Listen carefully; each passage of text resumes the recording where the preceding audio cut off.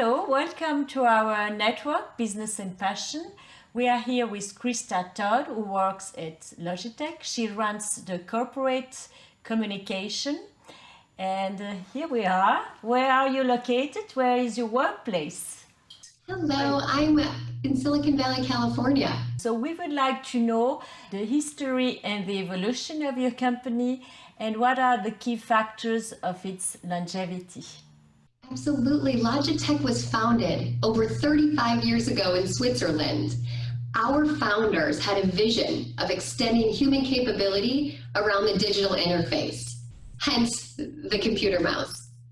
And from that time, we drove innovation across engineering and around the world, and that's what's contributed to our success. And you, as a lady, a woman in a managerial position, what are your priorities? I try not to let gender play a role in the differences of my priorities to a male colleague. But what I think is important is that I come to work every day leading and doing the best I can myself and for my team.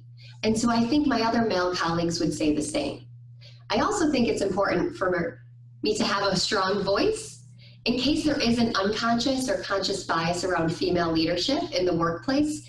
I don't want that. I want to embrace diversity and inclusion in the workplace and help others lead that way as well. So what is also the culture and the key spirit of your company? Logitech's spirit is just phenomenal. A couple things that we focus on is challenging ourselves and each other, also collaborating across and around the world.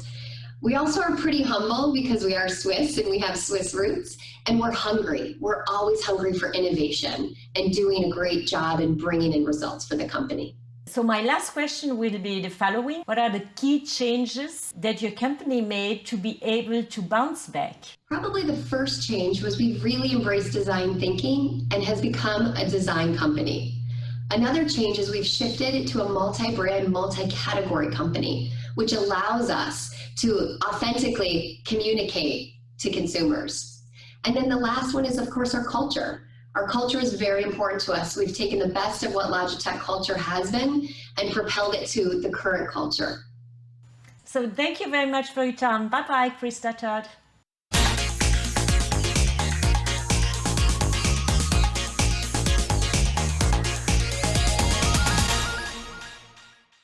As the CEO, where do you see your company moving?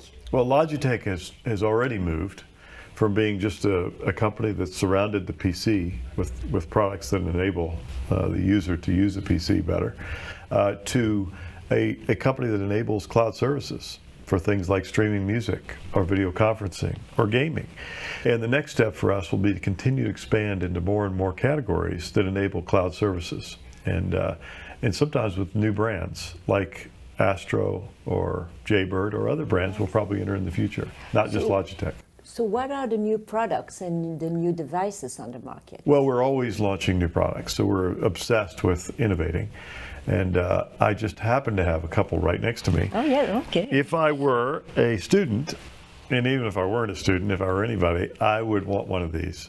So if you, increasingly, we're all standing in front of other people presenting, and it's a very nerve-wracking experience. This can help you present more confidently and uniquely, because this is a presenter, so you can see the buttons here. You push a button and you change the slides. But the other thing it does that no other presenter can do, if you press this button, it can create a highlight on the screen, or a spotlight, or a magnifier. The other one is another brand. And I'm guessing that this audience is a little more into gaming than our normal audience, although gaming's everywhere now. There's a different brand called Astro. And this product is called the A40. It's the 10th anniversary edition of that, and this is the biggest product at the premium end of the console headset market, so it's a phenomenal product too. So what is your main sources of innovation? Well, we're constantly trying to stay close to customers and watch them in the areas we're interested in, to be inspired by the problems they have or the desires they have. So we have designers, product management, and engineers always trying to understand where to go with a category, where to innovate. But we also stay very close to startups because we couldn't possibly invent everything ourselves that needs to be done. So what fascinates you in your work? That's exactly that one, or inspires you? First of all, I love Logitech. I love the Swissness of Logitech. I'm not Swiss, but I feel like I am. The humility, but the capability, and the breadth of work that we get to do here. So I'm fascinated by that. And yeah, I'm inspired by a very wide range of things. I'm a very curious person, and I'm interested in a wide range of things from art to physics to everything we do in product creation.